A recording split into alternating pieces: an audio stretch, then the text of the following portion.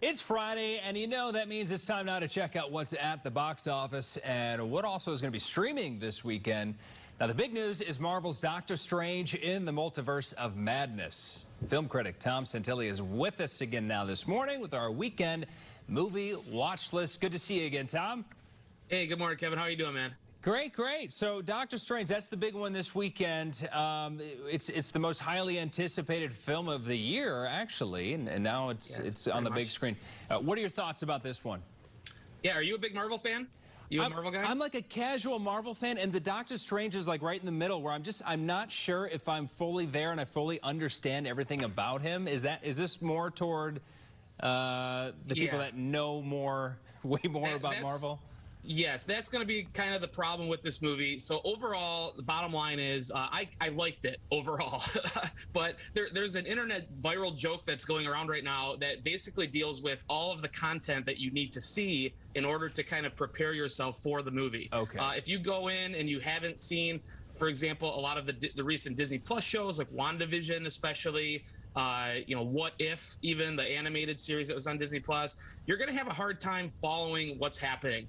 But if you can get past that, this is really a really entertaining kind of popcorn movie. It's the kind of movie that you would expect. It's fast-paced. There's incredible visuals in this movie. It's directed by Sam Raimi, who not only did the Tobey Maguire Spider-Man films, but he also did Evil Dead, which is like a cult classic film. So there's a lot of elements of horror. It is still rated PG-13, but this movie also is a little bit dark and more gory than we're used to in the Marvel Cinematic Universe. So if you have younger kids, I would kind of be hesitant. Not that you come to me, anybody comes to me for parental advice, but that is what I would tell them when it comes to Doctor Strange. Well, I mean, and then I have to wrap my head around the way you described it. It reminds me of like when Game of Thrones came out years ago. I had a friend of mine have to draw me the family tree before I started watching, just so you could understand everything. So you maybe do a little research. It's not quite as complicated as figuring out Game of Thrones, but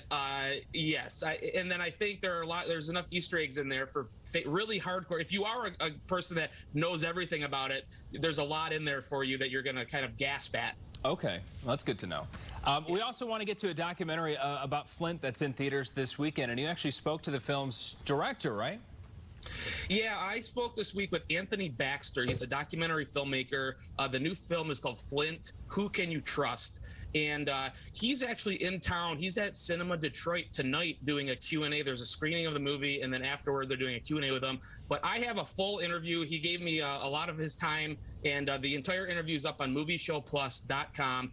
The film, though, is all about the Flint water crisis. The news cycle goes so quickly that people, outside of this area don't realize that this is still an ongoing crisis. These people need drastic measures still in Flint, and the film does a really good job of kind of tackling all of that in an interesting way.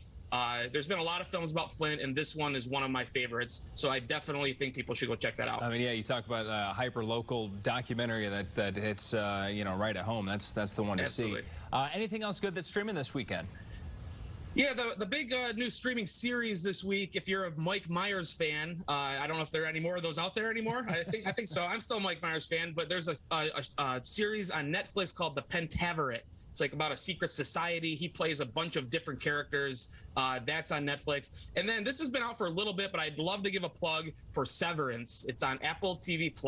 Severance stars Adam Scott, and it is one of the coolest, best series that I've seen in several years. The entire thing is out on Apple TV+ right now, and I definitely recommend that to people. I just started that one, and then I'm like, man, this is getting deep, and so I think I'm hooked into that one. Good to see Mike Myers back, too. I feel like he's been away for a while, and I'm still quoting Austin Powers like the movie came out last year. So that's You're the guy. I knew there was another fan out there somewhere. Yeah. Well, hey, Tom, and you have before we let you go, you've got a new episode coming up, right? Yeah, absolutely. We have a new episode of Movie Show Plus coming out. It debuts this Sunday at 4:30. You can catch it on movieshowplus.com. We actually have some interviews with Mike Myers and some of the rest of the cast of The Pentaverate, Ken Jeong, who's a Detroit native, and there's also some stuff from my filmmaker documentary about Flint with Anthony Baxter. So check that out. Fantastic. All right, Tom, great to see you again. Thanks for being with us. As always, Kevin. Thanks, man. Well, it's Friday.